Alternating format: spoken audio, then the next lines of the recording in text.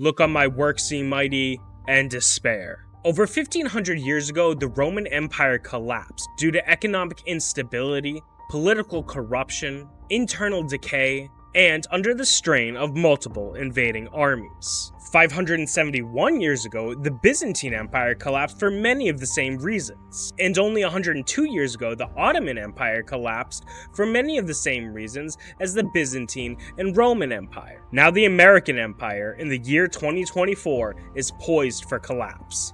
And by the end of this video, I think you'll be as convinced as I am. But what does the fall of an empire actually look like? Men in suits and robes just walking off the job one day and calling it quits? Not quite. It's also not necessarily in a blaze of glory. The Soviet Union collapsed with minimal bloodshed despite a significant nuclear arsenal. The Roman Empire lost colonies in Britain, Gaul, Spain, Dacia, and North Africa before its ultimate collapse. So you might be wondering, why is all this relevant? The answer is Israel. Israel is on the fast track to being the first major American colony to collapse. And when that happens, it will herald the beginning of the end of the most mighty of empires, the American Empire. But why is the American Empire and the Zionist colony on the verge of collapse? And can we stop it? The long answer and the short answer are the same, but I'm gonna give you the long one. Over 2,600 years ago, the ancient kingdom of Israel, which is modern-day Palestine, fell to the Assyrians. Over the thousands of years since then, Jews became a nomadic people. Many settled in Babylon and began shedding their indigeneity. Yet 2,563 years ago, Cyrus the Great conquered Babylon, and Jews began to move back to modern-day Palestine. It wasn't until 1,888 years ago, after the failed Bar Kokhba revolt, that saw Jews expelled from Jerusalem. Now, there are many comings and goings of empires and kingdoms between now and then. But one thing is for sure, eventually, nothing beside remains, round the decay of a colossal wreck. The lone and level sands will stretch far away. So fast forward to the British Mandate of Palestine. After the end of World War I, the League of Nations gave Palestine to Britain. But after World War II, and the collapse of the German Empire, the Third Reich, the British Empire was all but finished, bowing down to America's military and diplomatic supremacy, and out of desperation to revitalize its colonial dominance. During the collapse of the British Empire, Britain oversaw the mass importation of Jews to Palestine, which far overshadowed the Jewish Palestinian population which had existed there mostly peacefully for thousands of years. These were predominantly nomadic Ashkenazi Jews, like my family, that settled in Europe over 1,000 years ago. And instead of rebuilding Europe out of the ashes of the Great War, they fled to Palestine. This was a tragic mistake by colonial design. Instead of living at peace with their neighbors, Zionists, perhaps traumatized by the horrors of the Holocaust, which is no excuse, began their own conquest of dominance. Armed with the weapons of the failing British Empire, they began enacting a Nakba in 1948 on the indigenous population, expelling over 750,000 Palestinians from their land, and consequently forsaking their European Jewish values and identity. You see, Jews in the United States are taught to stand against genocide and justice no matter what.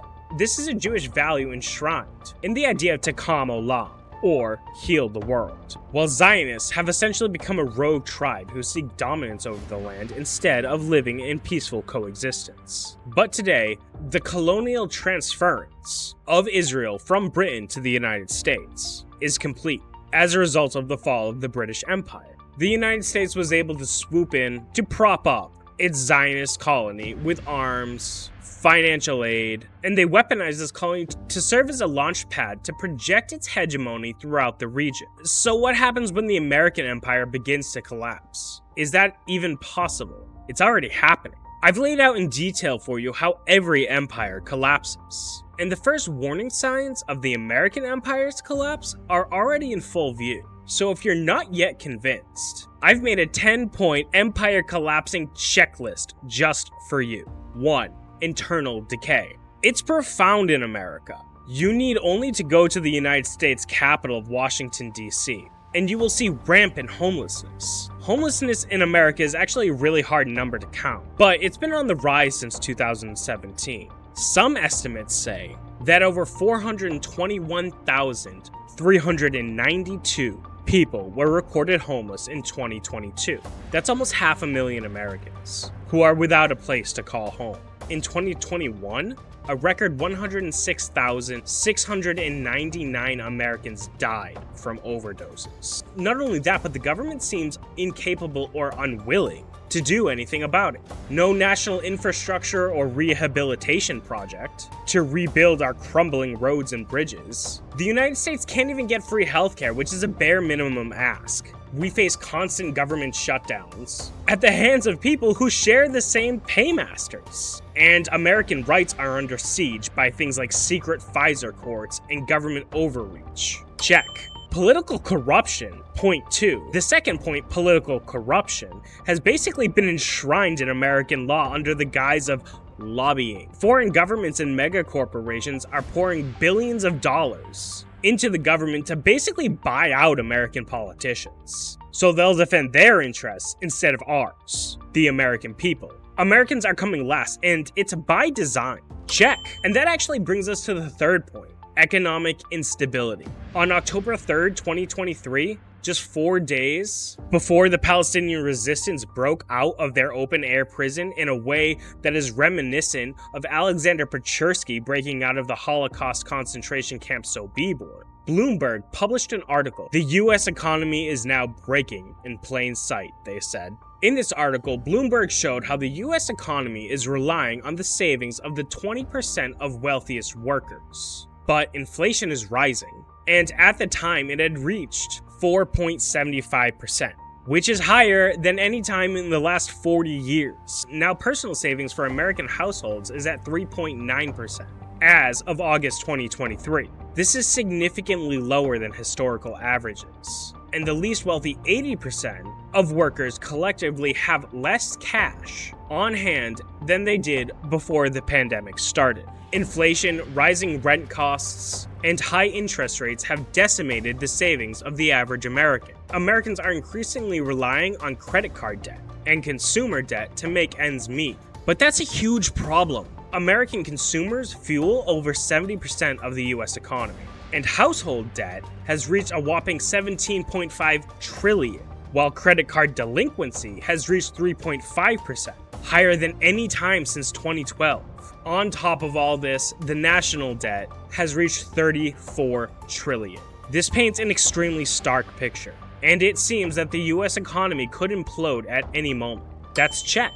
External pressures. The fourth and fifth hallmark of collapsing empires are pretty much the same in this case. External pressures and military strain.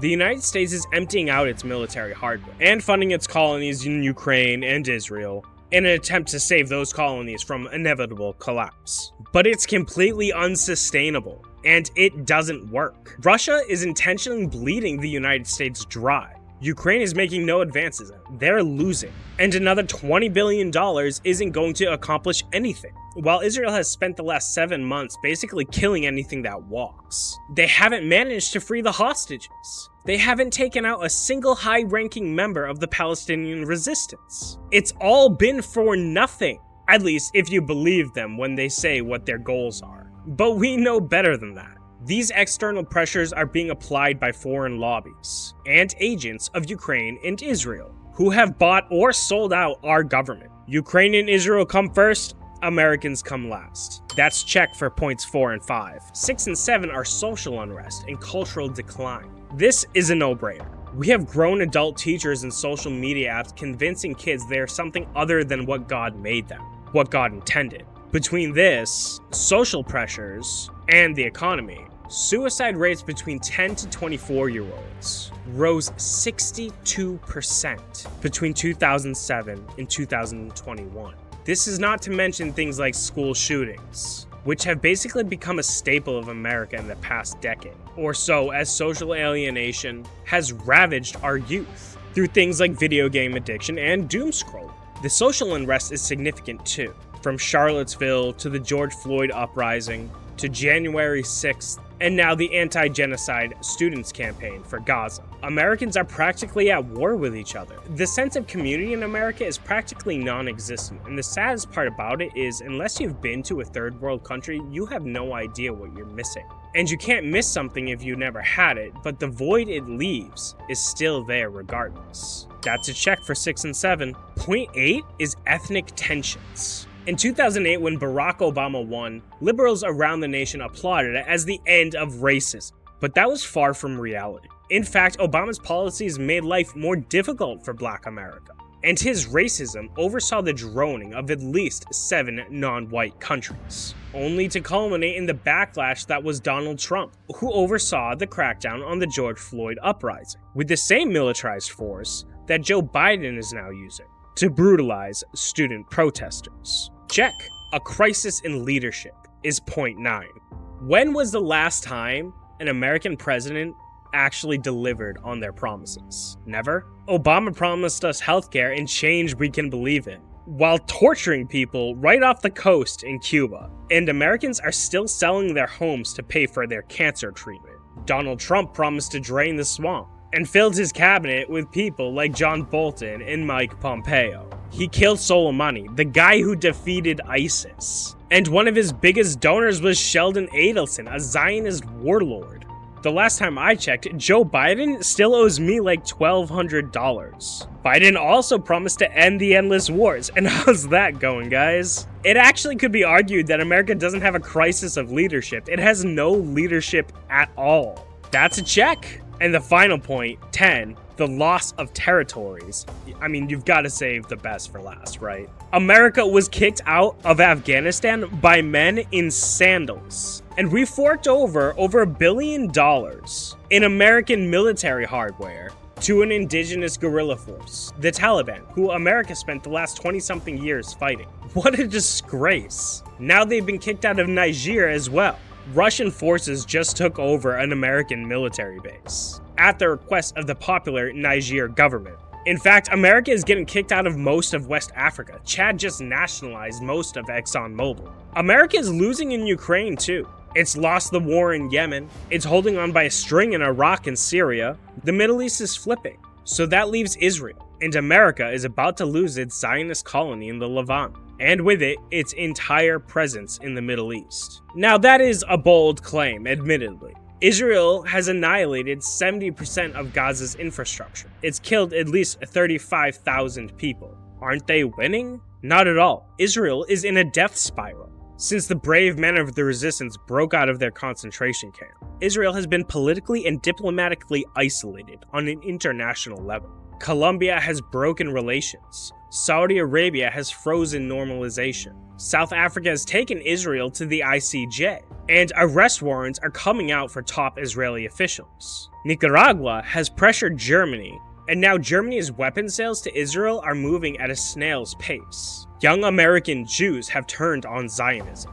and have begun to reject it entirely. Iran sent freedom missiles and put Israel back in their place. Turkey has frozen all imports and exports. Hezbollah is actively emptying out Zionist settlements to the tune of 70,000 displaced settlers. The Houthis have strangled Israel's economy, and they are continuing to escalate. And everybody is powerless to stop them, while the momentum for a Palestinian state is stronger than ever. Joe Biden has an election to win, and he isn't going to be able to pull off another 4 years without some serious concessions to the Palestinian cause. The cracks in the Zionist colony are growing by the day. The Zionist colony is collapsing.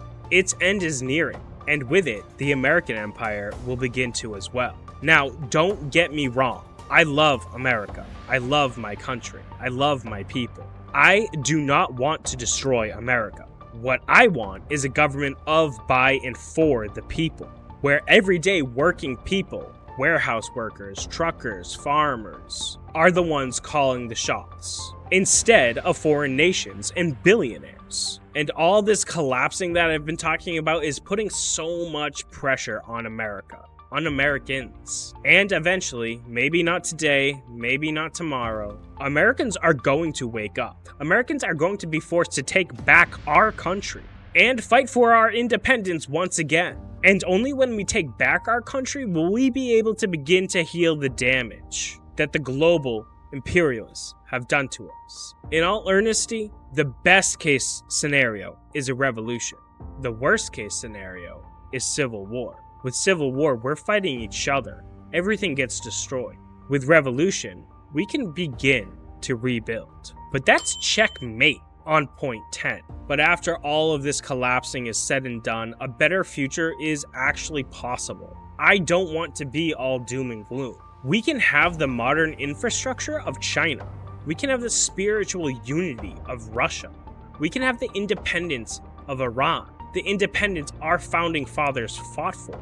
But we had to fight for it. It's not just going to fall in our laps like a Big Mac at a McDonald's drive-thru. Americans need to move past our petty differences. And I think that time is coming sooner than many think. Let me know in the comments if you agree.